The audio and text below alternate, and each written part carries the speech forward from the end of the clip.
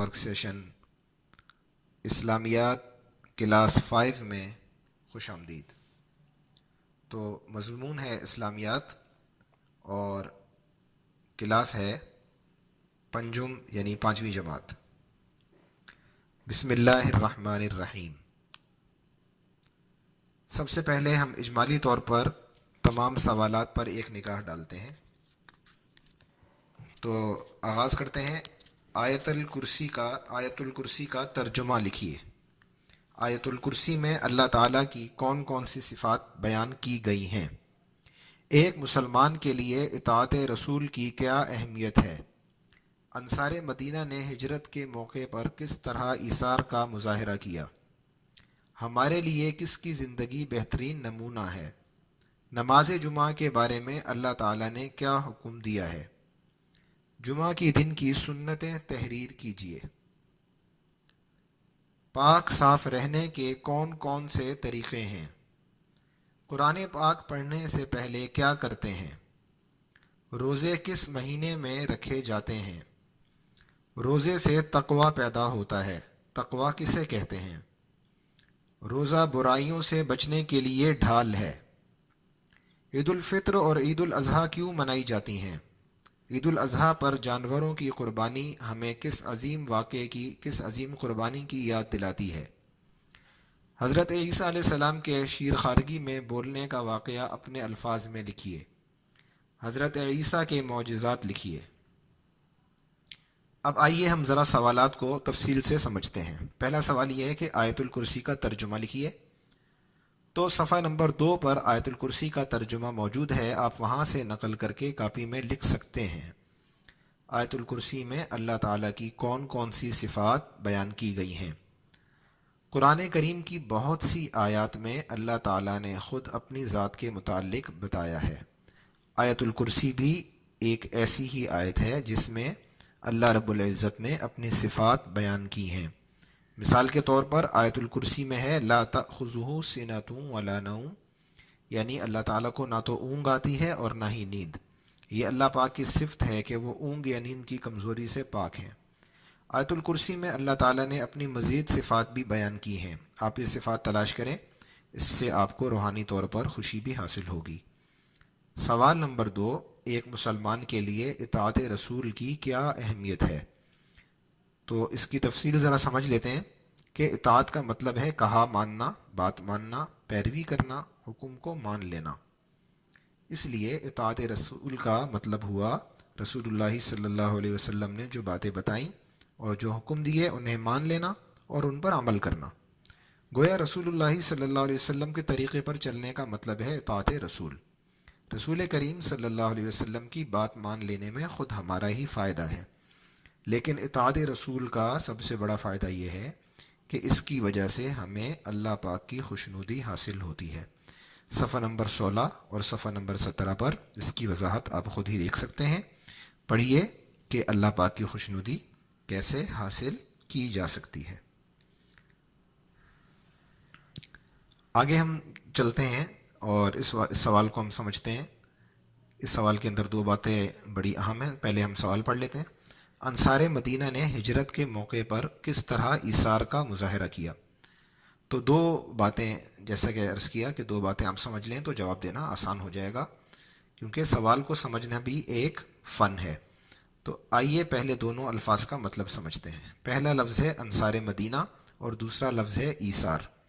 انصار مدینہ، رسول اللہ صلی اللہ علیہ وسلم کی مکہ سے مدینہ ہجرت کا واقعہ آپ نے پڑھ لیا ہوگا۔ ہجرت نبی سے پہلے مدینہ کا نام یثرب تھا۔ یثرب میں رہنے والے مسلمانوں نے مکہ سے آنے والے مہاجرین صحابہ کرام کو پناہ دی اور ان کی بھرپور مدد کی۔ مدد کرنے والوں کو انصار کہتے ہیں۔ اس لیے مدینہ میں رہنے والے قدیم مسلمان انصاری یعنی مددگار کہلانے لگے۔ انصار مدینہ کا مطلب ہوا مدینہ کے مددگار مسلمان۔ تو یہ ایک بات ہو گئی۔ اس سے آپ کو سوال میں جو ایک اس کا جز ہے، سوال کا جو جز ہے انصار مدینہ نے ہجرت کے موقع پر کس طرح ایثار کا مظاہرہ کیا، تو انصار مدینہ کا مطلب آپ کو سمجھ میں آ گیا۔ اب دوسرا لفظ ہے ایثار۔ ایثار کا مطلب ہے ترجیح دینا۔ جب کوئی شخص اپنی ضرورت کو نظر انداز یعنی چھوڑ کر دوسرے کی ضرورت کو پورا کرتا ہے تو وہ ایثار کرتا ہے، وہ اپنی ضرورت پر دوسروں کی ضرورت کو ترجیح دیتا ہے۔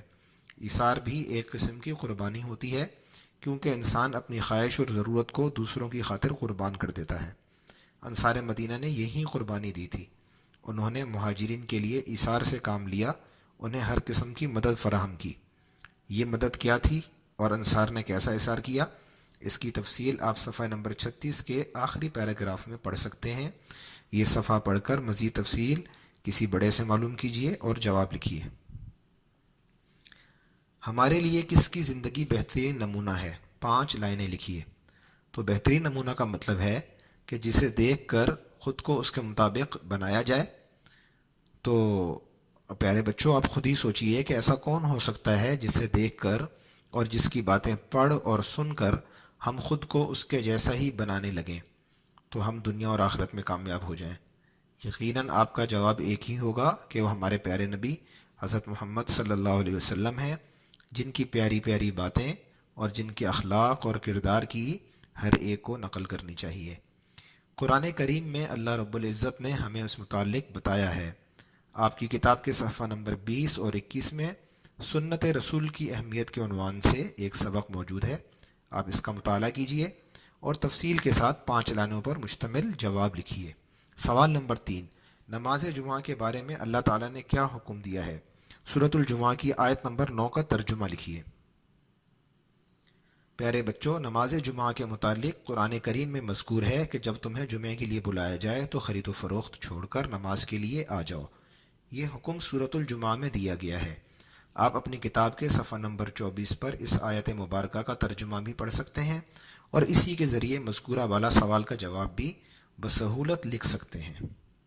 اگلا سوال ہے، جمعہ کے دن کی سنتیں تحریر کیجیے۔ تو پیارے بچوں، آپ کو معلوم ہی ہوگا کہ جمعہ کے دن چھوٹے بڑے سبھی غسل کرتے ہیں، یہ ایک سنت عمل ہے۔ آپ اپنی کتاب کے صفحہ نمبر 25 پر جمعہ کی سنتیں پڑھ سکتے ہیں۔ سبق ہے نماز جمعہ کے آداب و مسائل۔ سوال نمبر 5، پاک صاف رہنے کے کون کون سے طریقے ہیں، تحریر کیجیے۔ تو بچوں، ایک مسلمان ہمیشہ پاک صاف رہنا پسند کرتا ہے، غسل اور وضو کا خیال رکھتا ہے، اور پاک غسل اور وضو کا خیال رکھنا اور پاک صاف کپڑے پہننا ایک مسلمان کی عادت ہوتی ہے۔ طہارت کا خیال رکھنا، کھانے سے پہلے اور بعد میں ہاتھوں کو اچھی طرح دھونا، مسواک اور منجن وغیرہ سے دانتوں کو صاف کرنا اور بدن کو صاف ستھرا رکھنے کا اہتمام کرنا، یہ سب پاک صاف رہنے کے طریقے ہیں۔ مزید تفصیل آپ گھر میں کسی بڑے سے معلوم کر سکتے ہیں۔ قرآن پاک پڑھنے سے پہلے کیا کرتے ہیں؟ وضو کا طریقہ لکھیے۔ قرآن پاک پڑھنے سے پہلے طہارت کا ہونا اور وضو کرنا ضروری ہے۔ تلاوت شروع کرنے سے پہلے تعوذ اور تسمیہ بھی پڑھنا چاہیے۔ تعوذ اور تسمیہ کے متعلق آپ کو معلوم ہوگا کہ تعوذ کا مطلب ہے اعوذ باللہ من الشیطان الرجیم پڑھنا، اور تسمیہ کا مطلب ہے بسم اللہ الرحمن الرحیم پڑھنا۔ اگلا سوال ہے کہ روزے کس مہینے میں رکھے جاتے ہیں؟ تو اس سوال کا جواب صفحہ نمبر 32 پر سبق روزہ کی ابتدائی سطروں میں موجود ہے۔ روزے سے تقوی پیدا ہوتا ہے۔ تقوی کسے کہتے ہیں؟ تحریر کیجیے۔ تو بچوں، تقوی کا مطلب ہے بچنا، یعنی گناہوں سے بچنا، پرہیزگاری یعنی ان باتوں سے پرہیز کرنا جن سے اللہ تعالیٰ ناخوش ہوتے ہیں۔ مزید تفصیل کے لیے آپ سبق روزہ میں آیت مبارکہ کا ترجمہ پڑھیے اور سبق کا مطالعہ کیجیے۔ روزہ برائیوں سے بچنے کے لیے ڈھال ہے، وضاحت سے تحریر کیجیے۔ تو بچوں، جدید اسلحے سے پہلے جنگوں میں تلوار سے بچنے کے لیے ڈھال استعمال ہوتی تھی۔ گویا ڈھال وہ چیز ہوتی ہے جس کی مدد سے کسی وار یا حملے سے بچاؤ کیا جاتا ہے۔ روزہ برائیوں سے بچنے کے لیے ڈھال ہے۔ اس جملے کا مطلب یہ ہوا کہ روزہ رکھ کر انسان برائیوں سے خود کو بچا سکتا ہے۔ اس جملے کی مزید وضاحت کے لیے آپ سبق روزہ کا مطالعہ کیجیے۔ اگلا سوال یہ ہے کہ عید الفطر اور عید الاضحیٰ کیوں منائی جاتی ہیں؟ عید الاضحیٰ پر جانوروں کی قربانی ہمیں کس عظیم قربانی کی یاد دلاتی ہے؟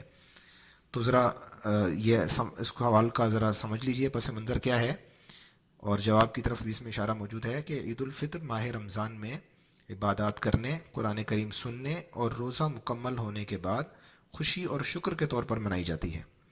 تو یہ بات آپ کو سمجھ میں آئی کہ عید الفطر کیوں منائی جاتی ہے؟ اس میں خوشی اور شکر دونوں پہلو موجود ہیں۔ جبکہ عید الاضحیٰ حضرت ابراہیم علیہ السلام اور حضرت اسماعیل علیہ السلام کی قربانی کی یاد میں منائی جاتی ہے۔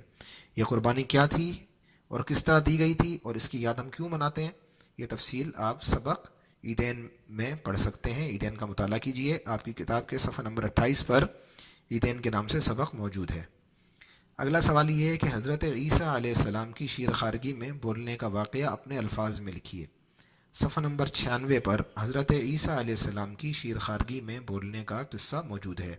شیر خارگی میں بولنے کا مطلب یہ ہے کہ جب وہ بالکل چھوٹے سے تھے، دودھ پیتے بچے تھے اور اپنی امی کی گود میں تھے، تو اس وقت انہوں نے بات کی تھی۔ وہ بات کیا تھی، انہوں نے کس سے بات کی تھی اور کیوں کی تھی، اور اس میں کیا پیش آیا تھا، یہ سب باتیں آپ کو اپنے الفاظ میں لکھنی ہے۔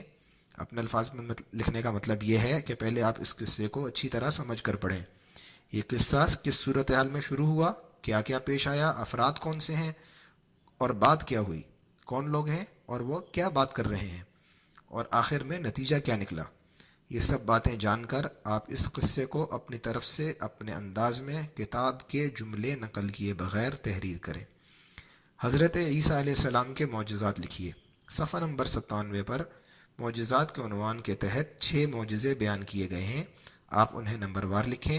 مثال کے طور پر ایک معجزہ تو آپ نے اوپر سوال میں ہی دیکھ لیا کہ وہ بچپن میں بہت چھوٹے سے تھے تو انہوں نے بات کی تھی، یہ ان کا ایک معجزہ تھا۔ اس کے علاوہ وہ مٹی کے پرندے بنا کر ان پہ پھونک مارتے تھے تو وہ اللہ کے حکم سے زندہ ہو جاتے تھے، وہ پرندے زندہ ہو جاتے تھے، وہ اڑ جاتے تھے، یہ ایک اور ان کا معجزہ تھا۔ اس کے علاوہ ان کے اور بھی معجزے ہیں، آپ وہاں دیکھیے اور انہیں لکھیے۔ اب ہم آپ سے اجازت چاہیں گے۔ جزاک اللہ خیر۔ السلام علیکم ورحمۃ اللہ وبرکاتہ۔